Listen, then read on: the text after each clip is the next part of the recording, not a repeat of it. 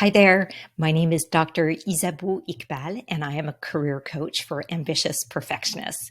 And today I want to share about imposter syndrome because it is very prevalent in our professional lives.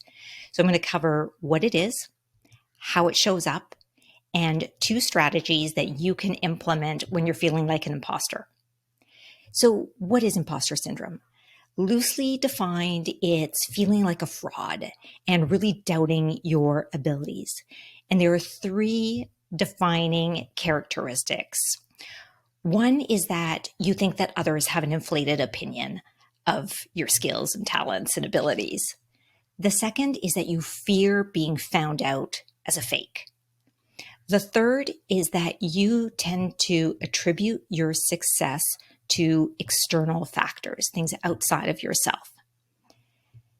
So, though it's more high achievers who tend to experience imposter syndrome, there's research that shows that up to 70% of us will experience it at some point, which leads some people, and I put myself in this camp, to suggest that we think of it more as an experience and not as a syndrome or a medical condition, because it's not a medical condition. Which leads me to my first strategy, and I'll call this one, it's normal.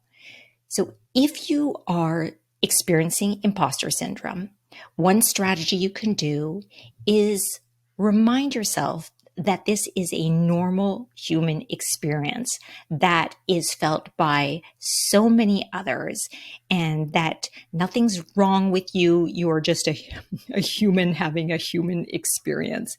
And that can help to relieve some tension and allow you to function at a higher level and not be just completely stressed out. So that's the very first strategy, is just remind yourself that it's normal. Now, in terms of a second strategy, I'm going to explain this by way of an example. So let's say that you have a conference presentation and to make, and you are pretty sure you're going to bomb. It's going to not be very good. People aren't going to like it, and you're going to feel embarrassed and look like a fool.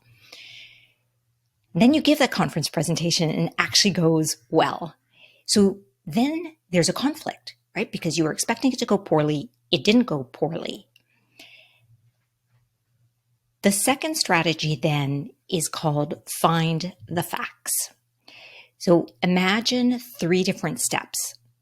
The first step is that you just identify the facts. The facts in this case is that the conference presentation went well.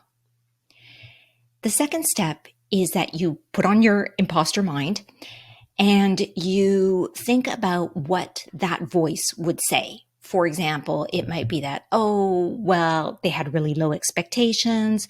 Nobody in the audience knew about the topic. The other presenter really wasn't good, so it just made me look better. That's what the imposter syndrome part of you would say.